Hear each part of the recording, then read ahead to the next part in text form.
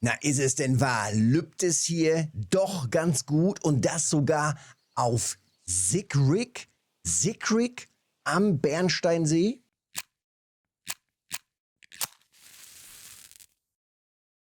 Tja, dieser Spot geht auch gerade so ein bisschen durchs Discord. Es wird viel rumprobiert.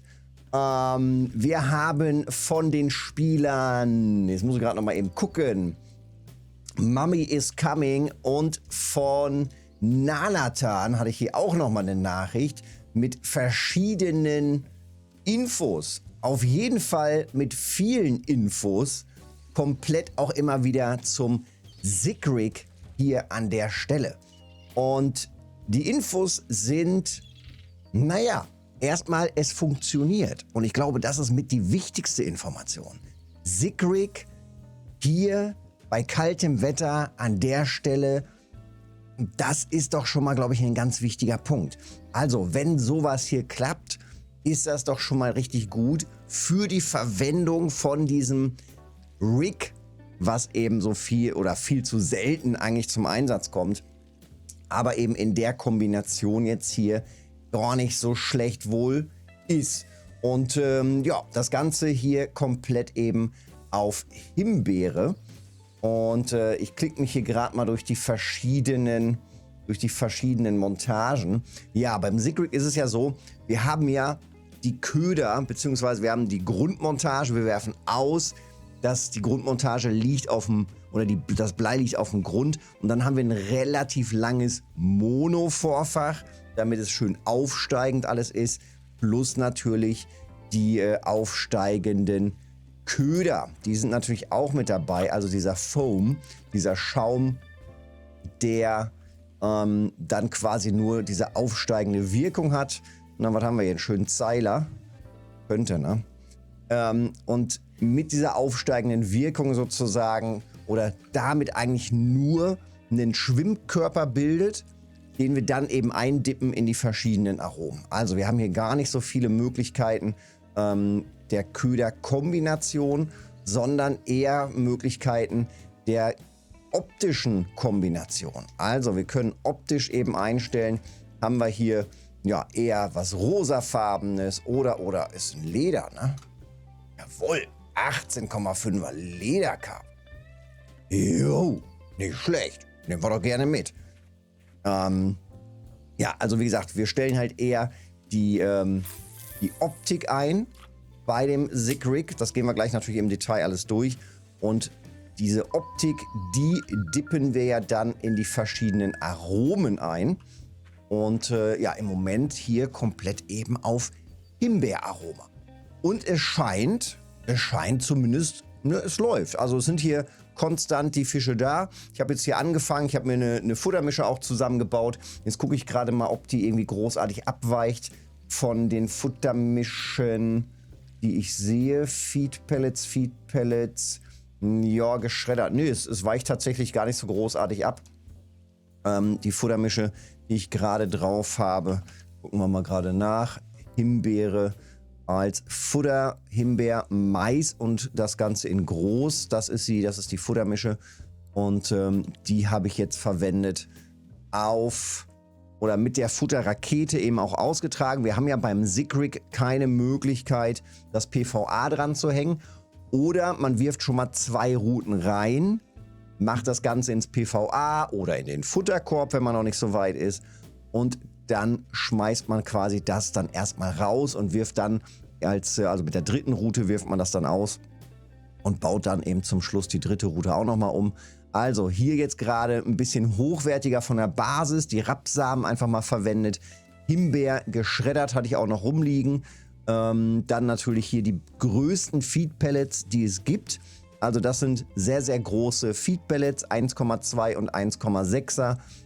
Das sind die sehr großen Feed Pellets mit drin. Mais nochmal mit reingenommen und Himbeere. Also hier ein bisschen unterschiedliche Kombination.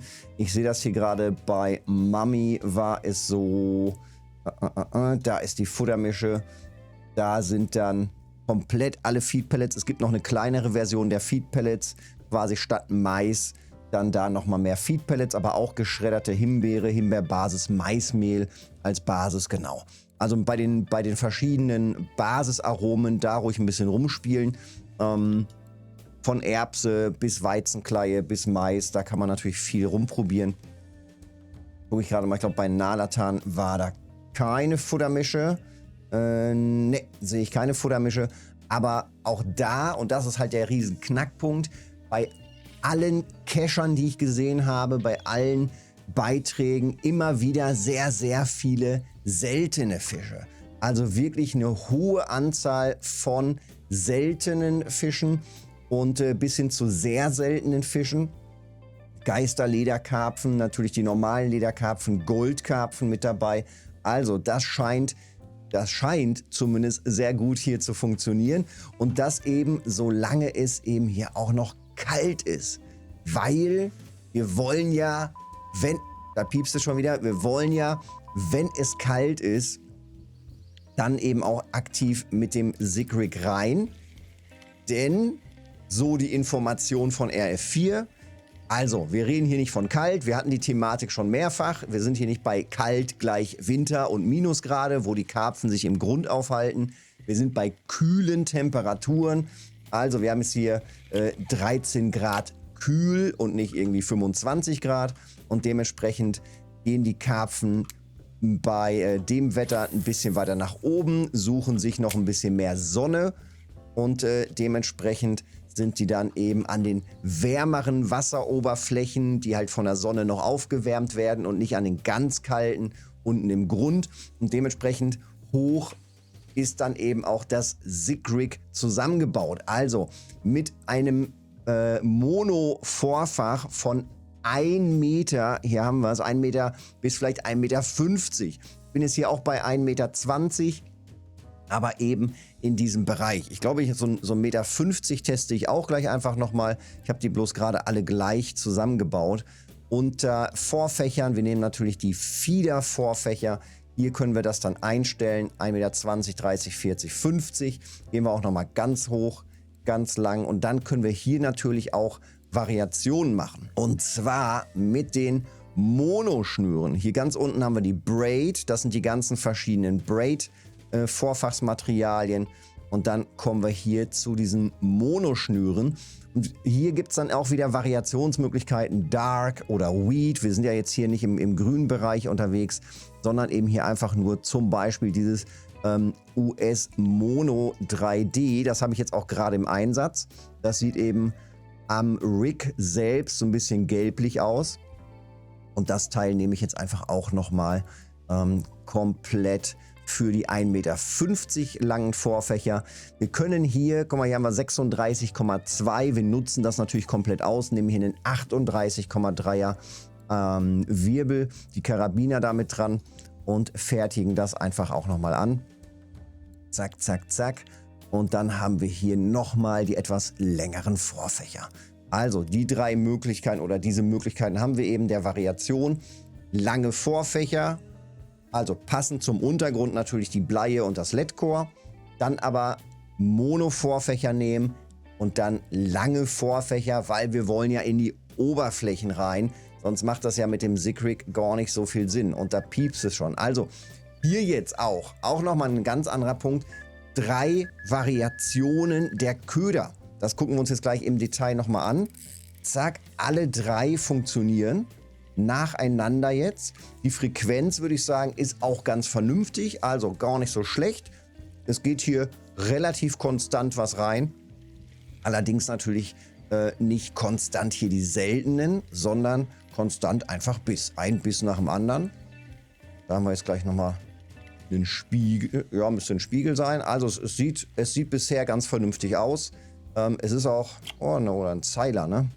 Gar nicht so kompliziert bisher. Genau, der nächste Zeilkarpfen, auch ganz gut von den XP, auch ganz gut vom Silber, lohnt sich also auch. So, direkt wieder raus und dann gucken wir uns natürlich, zack, die ganzen Rigs auch nochmal an. Zunächst natürlich, wo sind wir hier auf der Map?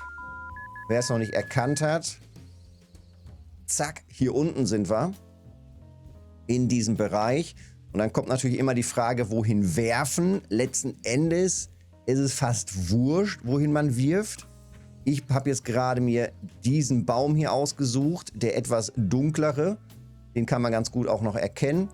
Also das heißt, ich habe immer hier, da wo das Auge ist, gerade den Baum im Blick, werfe immer in die Richtung. Und natürlich auf diese große Entfernung fliegt das Ganze mal ein bisschen weiter links und ein bisschen weiter rechts. Dementsprechend habe ich mit der Futterrakete, die genauso ein bisschen weiter links und ein bisschen weiter rechts wirft, 3-mal ausgeworfen. Mit jeweils 10 Mischen, also einmal eher so in die Richtung, dann einmal eher mittig und dann einmal ein bisschen weiter rechts rüber, damit ich hier einen etwas breiteren Spot auch angefüttert habe und damit das läuft. Wenn dir das dann irgendwie zu tricky ist und du brauchst vielleicht noch mehr eine Orientierung, dann nimmst du einfach den Baum oder sowas hier.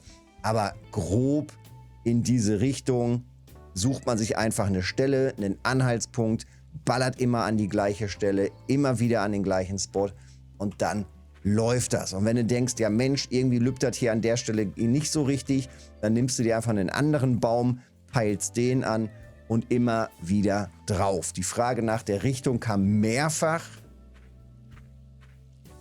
Wenn du da unsicher bist, auch einfach mal reingucken in die Playlist. Karpfenangler werden, absolut essentiell für die ganzen Basics, wie das überhaupt funktioniert, wie man das aufbaut und so weiter und so weiter. Also gucken wir rein. Erstes Setup. So aufgebaut jetzt hier gerade mit einer dicken Monoschnur. Hier, wie gerade schon gesagt, das LED-Core. Wir haben braunen Untergrund, dementsprechend hier eben alles auf braunes Blei-Vorfach, braunes Blei an sich und dementsprechend dann auch hier dieses Mono-Vorfach. Und weil es so natürlich ein bisschen leichter ist zu erklären, beziehungsweise so ein bisschen leichter ist auch vielleicht zu verstehen. Wir haben hier unsere Route, zack. Wir haben hier unsere Schnur, die geht runter mit dem SICK-Rig, zack. Dann haben wir hier natürlich unser Blei und unser LED-Core, was dann da dran liegt. Das ist schön auf dem Grund. Und dann geht von da aus, oder eben andersrum, erst das LED-Core und dann das Blei. Und dann geht von da aus unser Mono-Vorfach, das machen wir jetzt mal hier in der Farbe, steigt dann auf 1,20 Meter oder 1,50 Meter und so weiter. Weil wir ja hier diese verschiedenen Wassertemperaturen haben. Also wir haben hier oben eine etwas wärmere Temperatur und wir haben hier unten vielleicht nochmal eine andere Temperatur und dementsprechend, wie eben diese Temperaturen sind, na, das wollen wir jetzt so nicht, aber dementsprechend, wie die Temperaturen dann eben sind, haben wir hier eben diese 3 Temperaturzonen.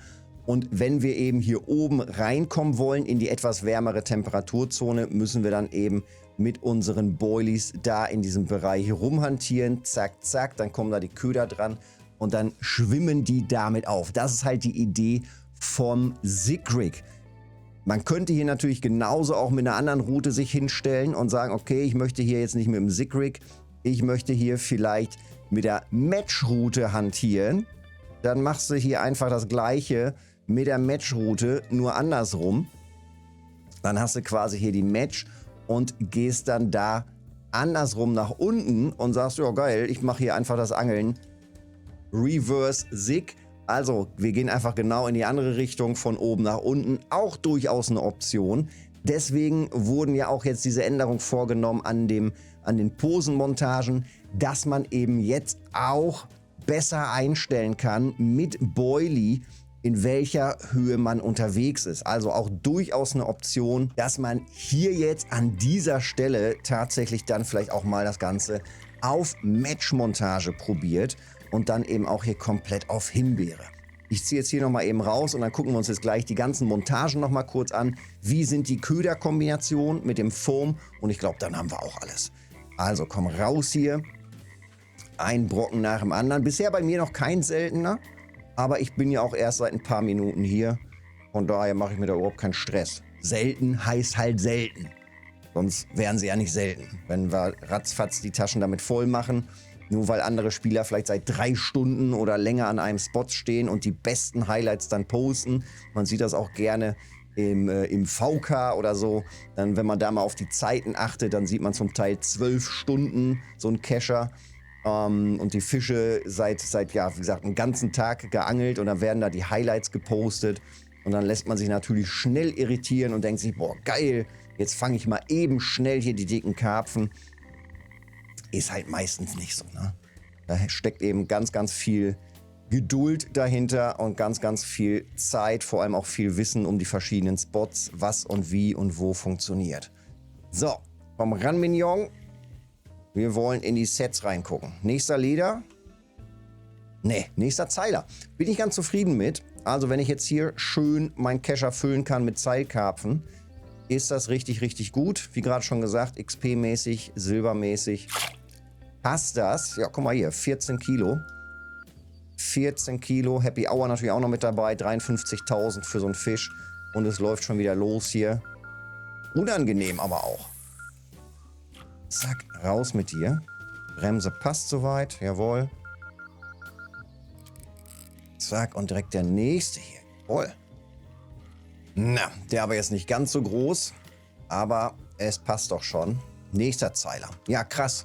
Also einige Zeilkarpfen hier auf Himbeere total. Zack, schnell wieder raus damit. Und jetzt, also die Unterschiede der beiden oder der 3 Sig-Rigs. Erstes Sig-Rig, also von der Basics hier, von dem Basisaufbau, alles gleich. Ich bin hier komplett übertrieben mit einem 4-0er Haken drin. Das war auch nochmal eine Info von mehreren Spielern, auch zuletzt beim letzten Wettangeln. Ja, einfach mal probieren mit dem übertrieben großen Haken. Warum auch nicht? Ich habe jetzt hier gerade keinen Zeitstress. Ich will jetzt hier auch nicht auf Masse. Mich interessieren gerade sehr große Karpfen. Das heißt, es passiert durchaus, dass jetzt in der Zwischenzeit hier irgendwo ein Karpfen ankommt, sich das Setup anguckt und sagt, zu groß und wieder ausschlitzt. Ich merke davon gar nichts. Der Fisch kommt an, der guckt sich die Köder an, der guckt sich das Setup an sozusagen. Da passt irgendwas nicht, zum Beispiel der viel zu große Haken, der Fisch ist wieder weg. In der Zeit fange ich natürlich nichts und es spawnt natürlich auch kein anderer Fisch. Das heißt, man verscheucht Fische und hat dementsprechend weniger große Frequenz. Wenn man hier richtig schön noch ein bisschen mehr auf Masse gehen will und trotz allem natürlich immer die Chance auch auf eine Trophy hat, einfach hier vielleicht mit einem 1er-Haken rein und gut ist. Also, die großen Rosé und Rosé Black, also Rose und Rose Black Kombination im Foam. Das ist hier gerade angesagt. Also solche Knödelchen beziehungsweise sowas hier, Schwarz-Rosé in Kombination und das Ganze eben komplett auf Himbeercreme. Wie gesagt, hier die beiden Stick-Variationen. Dann gibt es hier nochmal die Variationsmöglichkeiten mit den Balls. Jawohl, auch das natürlich eine Option. Hier 18er und 20er, auch gar nicht so klein. Und die dritte Version dann hier auch nochmal die Balls mit Black. Also Rosé, Rosé, Rosé, Rosé Black. Das sind jetzt hier die Variationsmöglichkeiten, beziehungsweise komplett auf die Sticks, die so ein bisschen länglich sind. Ja, und dann haben wir hier an für sich alle 3 Kombinationen. Bisher muss ich sagen, bin ich ganz zufrieden. Leider noch nichts Seltenes, aber wie gesagt auch schon die schönen Zeiler. Und ich bin gespannt, was jetzt hier alles reingeht. Nächster Test für mich, gleiche Stelle, auch hier auf 35 Meter geklippt. Auch nochmal dann mit der Matchroute rein und dann mit dicken, fetten Boilies im Rosé, sag ich schon, im Himbeerbereich natürlich. Eben komplett auf Himbeer rausgeschmissen. Auch dann, ja, relativ flach. Wir gehen ja dann von oben nach unten. Das heißt, dann gehe ich vielleicht so auf 50 cm Tiefe ungefähr. 60 cm Tiefe vielleicht, irgendwie so in diesem Bereich.